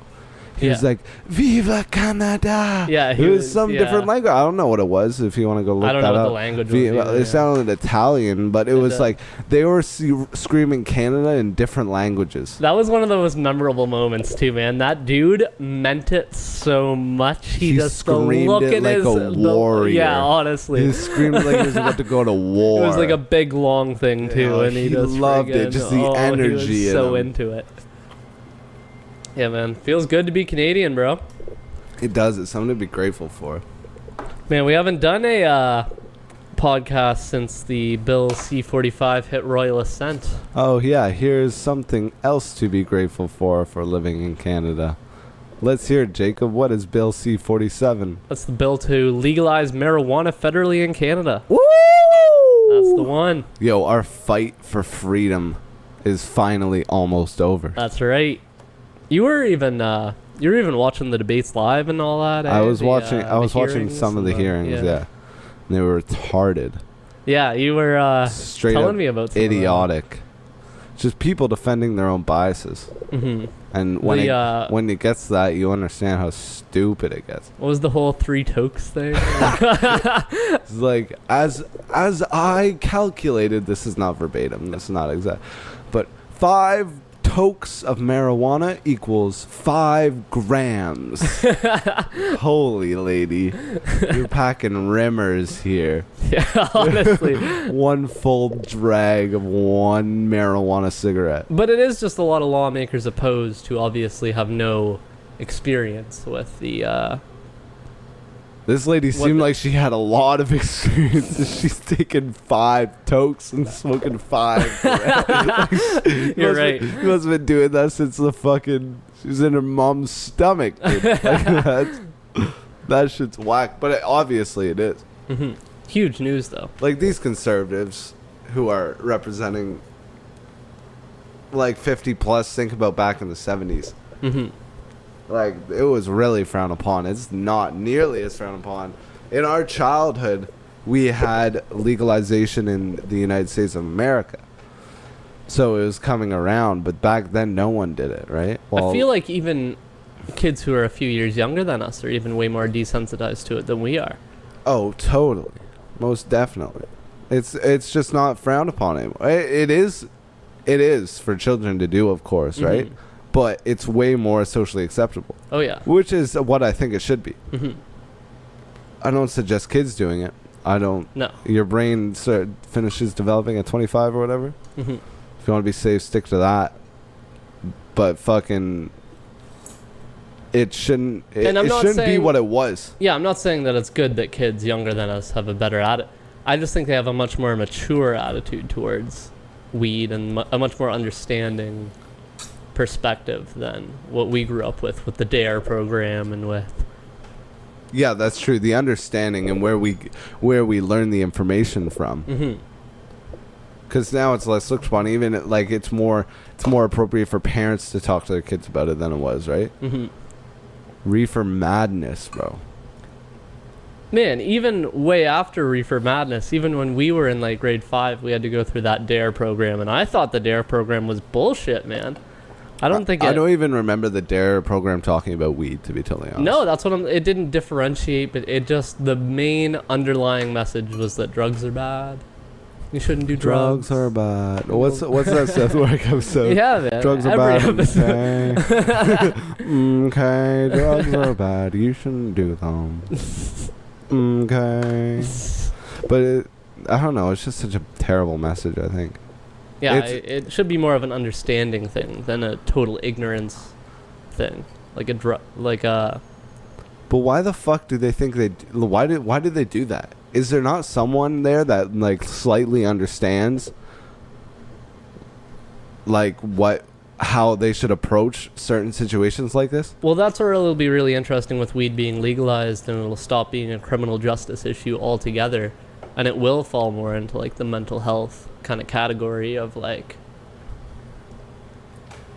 you know, it's not going to be people being punished, it's going to be people getting help more than anything, like alcohol. Like, but even, yeah, I guess it's more like alcohol. But like, even then, we still have so many ignorant issues to every other drug, like Portugal. Yeah. Like, how do we move so slowly compared to the times? Because it kind of holds us back to a certain extent. Oh, it definitely does. Like, it holds our generation when people aren't moving according to pace. And it's like that Casey Neistat video where he does. You ever see the movie where he's on the stairway that move? It's not a stairway. It's like a walkway that moves in elevators, like in the middle. It's like an automatic walkway, and so Casey's walking on it backwards. It's like life is walking on. Oh yeah, I have seen that one. Automated walkway backwards. If you stand still, you fall behind. If you walk normally, you stay still, and if you fucking hustle, that's how you get forward. That's the only way. And like the government truly is holding us back because they're walking slowly. Honestly. Yeah. And it's real interesting looking at the markets too, because it's going to. Right now, we've just been speculating on what we think the projected demand is going to be and the supply that they're going to be actually producing. They're not producing any of it yet, and the demand doesn't exist yet because it's totally illegal. So when it shifts more over to being legal, we're going to really see a reinforcement in these numbers, or maybe, you know, an unrealistic expectation right now of the numbers. We'll see how it goes. You never know. I think they're more likely to beat the numbers, but I'm surprised how high the valuations have gone pre-legalization. Yeah, very true. It's interesting. I'm not. Who knows what the numbers are going to be? We can look at Colorado and compare them. And that's the thing, is that in the states they've all been projected. They've all been way higher than the projected numbers were, as far as every single article that I've ever read about it. Yeah. Even in Nevada, I was reading one about how Nevada's exceeded their expectation. Yeah, I just think that people who smoke cannabis on the regular and who want to be a law-abiding citizen, and trust me, there are millions, right? Oh yeah, like there's fucking millions. Yeah, and they're gonna just go to the dispensary because that's where they have to go to abide by the law, and that's millions of people. Oh yeah. So it's like it's hard to guess how much the black market will survive, or like what will they do to choke it out, because I feel like that's one of the only factors is the black market. That's a big factor though, I feel. Yeah, a huge factor. I know people who are ordering their weed online right now on these websites who are obviously illegally, but they're paying like $3 or $4 a gram for like, I don't know, man. I know people who are growing 40 plus plants and they don't want the laws to change, and they want to keep selling because they're making thousands of dollars off it. And that's where it's going to be very important for the regulators to come in and try to crack down a little bit harder on them, so that because it's more of an investment at that point, since they're already making tax revenue off of it. It's not a waste of money shutting down the people who are growing weed. Yeah, but they're going to crack down hard on them because... Yeah, exactly. Hopefully. Well, they will. If they're smart, yeah. Yeah, they definitely... Well, that's the plan already, right? It's going to be a very hard sentence if you get caught selling marijuana in Canada. Yeah, that's true. It's just like bootlegging. It's like selling booze. It's exactly like that's a big charge. Yeah. For selling illegal booze. That's true. So should be different, but it's like, don't sell more weed. Just grow 4 plants legally and do it. Yeah. This guy's fucking crazy too. He's already got a fucking record and like. What guy? What? I'm not gonna say. Oh, his true name, that. it's fucking crazy. Yeah. It's gonna be so different. How many tourists are gonna come here? How many people are gonna meet from Sweden and be like, "Yeah, I came to smoke the Canada weed." It's gonna be a big industry for to sure. smoke the Canadian weed. That BC bud. It will be a huge industry. But it's just so strange because we never come out of prohibition before. Yeah, in our lifetimes. In our lifetime. Neither in our parents' lifetime. That's true. It was a long Or our time grandparents' ago, lifetime. Yeah. And the stock market was rarely around for public use back then. Yeah, that's true. Yeah, you're very right, eh? So it's trippy. It's a strange time. Now we have access to the stock market. We have access to investing in companies digitally. Everybody shake your fucking head and understand like the power you have in that. Well, it is crazy because we're at a time right now that we might be looking back at this time 30 years from now and thinking like we were a part of a big problem. Like if all of a sudden everybody's stupid. no, that's not what everybody I mean. gets into one huge car crash at one single time. I just think there's a lot of industries that have a lot of like regulatory capture, you know, where like an industry works with a government so closely to create the regulations and abide by the regulations and make the regulations more strict that they make it impossible for another competitor to enter the market. And I feel like that's going to be a big thing in the weed industry, that it's going to be very hard for other competitors to enter in. There's going to be this big weed monopoly, which I don't think is a terrible thing, because if you did have the small companies, then it would be really hard to regulate. Isn't that kind of how the world is working at this point in time? Yeah, but with a lot of other goods, like... Beer? Yeah, there's a lot of craft beer. But not really. That's true. I know what you mean. That's a regulatory capture industry too, though, where Anheuser-Busch is worth like 10 times as much as the company in second. There's only a few companies that control and have a bunch of different little brands. Same with cell phones. Mm-hmm. Same with insurance. Same with banks. Same with That's true. everything. Mm-hmm. So it's like... It could be a problem, but that's also a problem in our system. Mm-hmm. Has it become a problem yet? I guess not.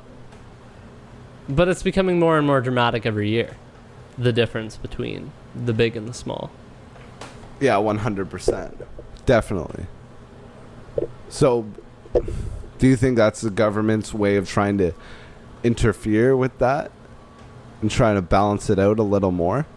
Or is that them trying to create monopolies? Well, it's the private trying to work with the public, and it's not that's not bad. It's really good in a lot of ways that we have heavily regulated industries that are also able to do very well.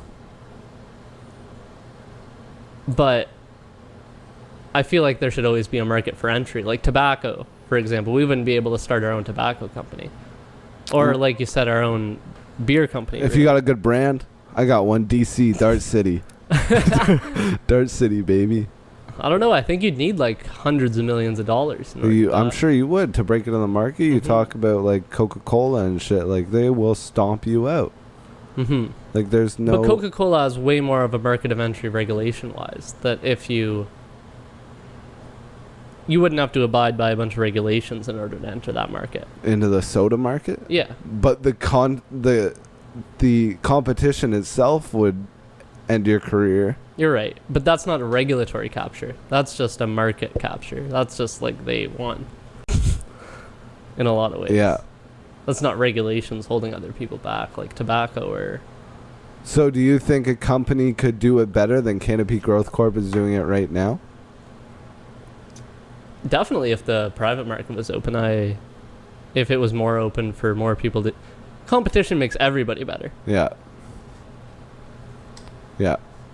So you think? I guess that makes sense. But I don't know if that's necessarily a good thing for an industry like a drug, like any drug, like weed included, for it to be so private that it's the best and you're selling it better than anybody else can.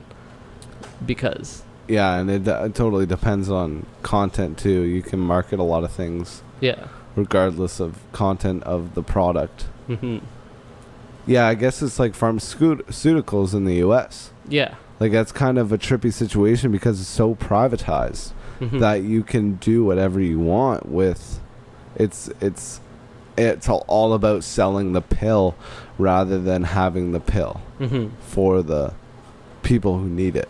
Yeah, even if you look at their like balance sheets at the end of each quarter, they spend more on, I shouldn't generalize all of them, but a lot, like Johnson & Johnson spends more on marketing than they do on research and development. Yeah. See, that's strange. It is super strange. But if they weren't such a heavily cash-driven, profitable company, then they wouldn't be able to make the same advancements in healthcare that they have been able to make. Yeah. With pharmaceuticals. What have they done? I don't know about Johnson & Johnson. Yeah. Band-Aids, new shampoo. Maybe that's a bad example. You don't cry during shit. But then you also get the justification of like, yeah, if we spend this money on marketing, we'll be able to get this money back for research and funding. Because 10 years ago when they were making less money, even the percentage will grow. So even if they're spending the same percentage on research and development, that number still grew within the past 10 years. And who says that's not due to marketing? Mm-hmm. It's just trippy. It is. I totally agree. It's a hard... Weed is going to be recreational, though. That's the thing. It's not a fucking Ambien or like a Xanax. Like, we're going to be smoking joints like we're drinking beers. Yeah. But that's where... we know people who are prescribed medical marijuana. One of our friends' dads for PTSD, and he gets a lot of benefit out of it. And I totally believe that. He says it's changed his life. Oh, I totally believe it, too. Of course. But... I think a lot of people who get medical marijuana are doing it recreationally and claiming that it's for medical purposes. Well, 100%. Just because that's the place we're in right now. Yeah. That's the only people who smoke weed. True. People are still doing Xanax and still taking like Metamucil or like sleeping pills. People are still taking that shit because weed isn't... or medical marijuana isn't prescribed often, and therefore these people don't even know about that pathway. Yeah. So that'll change a lot, especially when recreational is available to the public. You're right. And you can just be like, instead of having to order it medically online, you can order it recreationally online. So it'll change. That stuff will change once the market's open, whenever, October 16th or 17th, yeah. 17th. But it's gonna change a lot of shit. It really will. We're gonna be a different country. No, we're gonna honestly. have a different space in the world for sure. Oh yeah. Anyway, anything else you want to talk about here, Jacob? No, I think those are my closing thoughts. Those were your closing thoughts, all about weed, eh? You're just a fucking stoner. No, the markets. That's what we were talking about. Yeah, that's right. You're right. We weren't getting into the trichomes and the THC CBD balance, even though that shit's very handy to know. And that's also going to be the interesting thing, actually. When there's more information that comes out, that's what's going to be the best about the legalization, is how much more research they're going to do on it. That's going to be probably the biggest benefit. What if it's just like so bad for you? What if it's just like... That's what I hope... but I could totally see that being a possibility. It's over for me. It could, and it should be a possibility because it is a possibility. Yeah. You can't be closed-minded on that. No, exactly. And then just make it illegal. Someone had an opinion... And well, that wouldn't even be a reasonable result to make it illegal, I don't think, if we found out that it was really bad for us. No. I think we should still be allowed to, even if it's really bad for us. Somebody who who explained and made it vocal that he had a conservative ideology. Like he was like, yeah, I'm conservative. Like that's what he said. Mm-hmm. It's like, that's weird. Okay. But he's like, I think once a conservative government comes back within Canada, then they're going to make weed illegal again. It's like, that may be the stupidest thing I've ever heard in my entire life. That would be a very bad political move. Just extremely undemocratic. Yeah, first of all, yeah. First of all, and just dumb. Yeah. Once you see the money that comes in from that shit, don't stick to your political sides. No, honestly. Bad idea. Make an independent opinion. You look dumb. Straight up. You look dumb if you're just repeating what other people are saying. But I do it all the time, so fuck it. All right, anything else? Nope. Peace out. Good luck. Peace world. Gonna turn the fan back on, try to cool down. I got sweat dripping down my nose into this mic, and it's gonna smell disgusting next time I come up here. These headphones, I can feel the sweat. The headphones are thick. That's the problem. Yeah. And the majority of the sweat comes out of your head. Yeah. So. That's what it is. Yeah, shout out to Marc. I haven't shouted out Marc in a long time. Love you, man. Who the hell's Marc? Marc worked at Harvey's, bro. He's got a child now. Oh, should I? His child. Congrats, Marc. His child is coming in the next 3 weeks. So congratulations to Marc. You know, hope things are good. He moved to Quebec. Miss that guy. Good guy. Oh, great and guy. Shout out to Casey Cutting, who wasn't able to make it. Yeah, shout out to Casey Cutting too. Yeah, podcast. I found your wallet. Yeah, that sucks. But you gotta have him on sometime. Yeah, 100%. I really appreciate your company this weekend. We had a great Canada Day. Oh yeah. Celebrated. All right. And yeah, that's it. We're drinking the sun. Yeah. Peace.